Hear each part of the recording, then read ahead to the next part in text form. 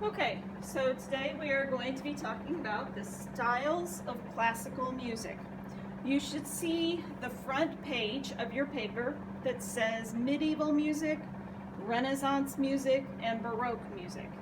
I will say this, some of the papers got put in backwards, so it might be on the back side of the page. So you'll want to flip the page over to make sure that it is the correct side. You want to look for medieval music, Renaissance music, and Baroque music. Okay, so we're going to start with medieval music. Medieval music was dated back into the basically 0 to 1200. It's as far back as people know it themselves. Some medieval music was not even written down. It was just played from person to person. It was passed down, almost like a folk tale, passed down from person to person. It's kind of like when you learned your nursery rhymes. You learned from people you knew, or parents, or somebody saying to you, hickory dickory dock, or row, row, row your boat. It was not something that you read in a book. It was something that you heard from another person. That's how medieval music was passed down from person to person. Medieval music was between 0 and 1200 AD. So way back when, it was in the very, very early times of medieval times, like when there were kings and queens and all of the people with the castles and things. Music was only found in the church. They were only allowed to sing it in the church.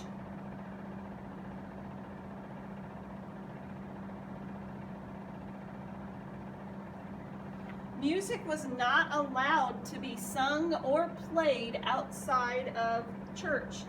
It was only learned by using the voices. There were no instruments.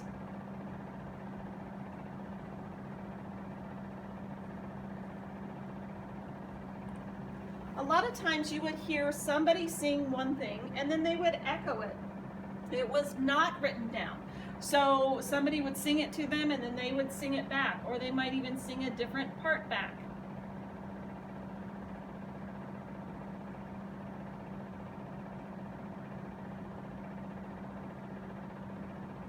It was not written down. It was passed on from person to person. And usually it was only one melody. There were not a lot of parts to it. It was just one sound all the time.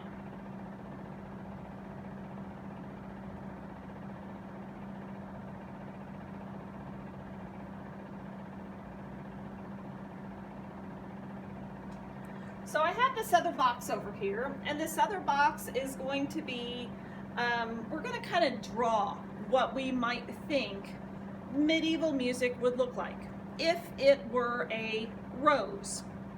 So I'm going to draw a rose. I'm going to describe to you, and I want you to also draw a rose, because we're going to kind of change and make the rose look a little different each time. So here is what I think the rose would look like in medieval music. You make a very fancy U. You start at the top and go just about down to 4 or 5 o'clock if you were to look at a clock. Draw from the top left down to about the 5 on a clock. Then we're going to go back up to the right side, and we're going to draw down to, let's say, 8 o'clock. But we're not going to go all the way down. That line is going to stop us.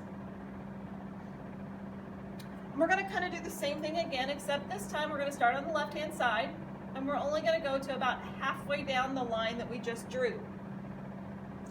And then again on the right side, we're going to do the same thing, only about halfway down to the line that we just drew. Now we're going to draw the stem. So the stem goes all the way down, like that. And if we were to draw a medieval rose, it would be a very simple rose. Curve up, curve down, curve up, curve down. It's very, very simple. Those are the leaves of the rose on the stem. So medieval music was very, very simple. It wasn't very extravagant. It was just, here it is, and it was only done in the church. Around 1200 AD, the Renaissance music started to take place. People started to change their music. They wanted it to sound a little different. So from 1200 AD to about 1600,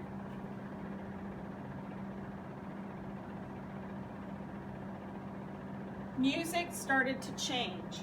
We started to have instruments. Instruments were added.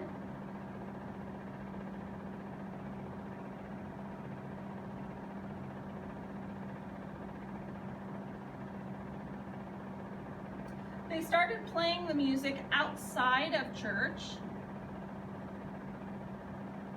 and singing music outside of church.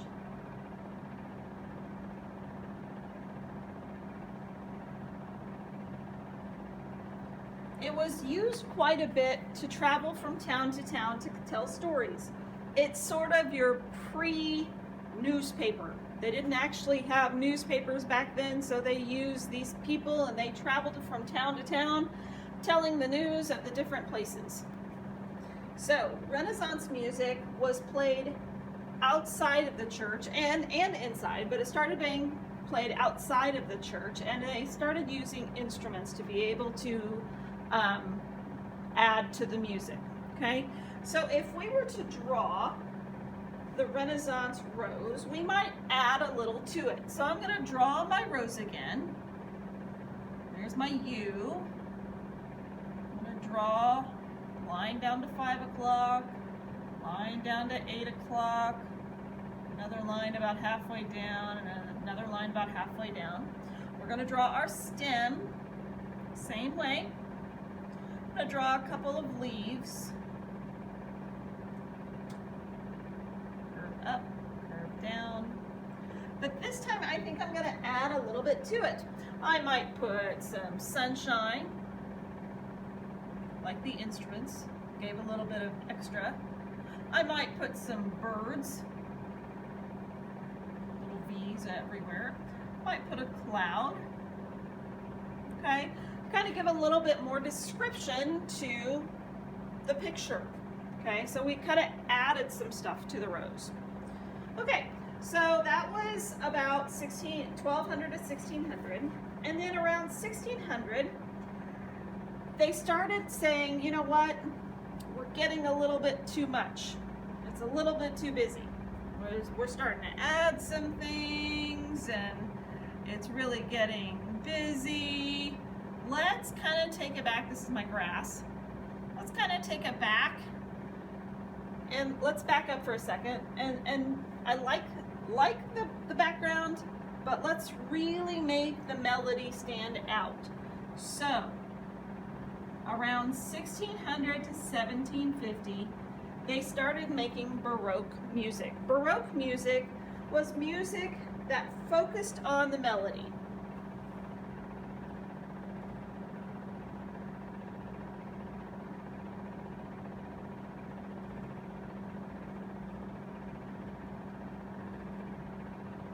But one of the things that they did was they started adding more details to the melody. So we had accompaniment, background music,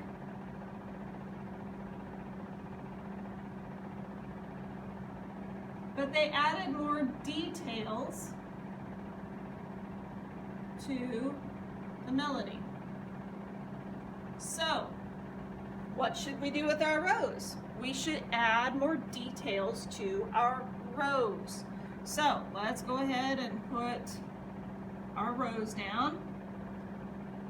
Draw the rose. We're going to add some leaves. And we had, you know, just a little bit of sunshine, maybe a bird or two, okay? Because there was still accompaniment, but there wasn't nearly as much as there was up in the Renaissance. But we want to add more detail to our rose. So I believe roses have a little bit of a greenery petals around where the rose blooms. I might have a little bit of lines from the satiny petals, the veins of the leaves. A little more difficult to do with a thick marker. Yours might look really good. Okay, so they added more details to the rose, but they didn't necessarily, or to the melody, but they didn't necessarily overwhelm us with all of the music. So that's the first three. I want you to turn your paper over, and you should have classical music,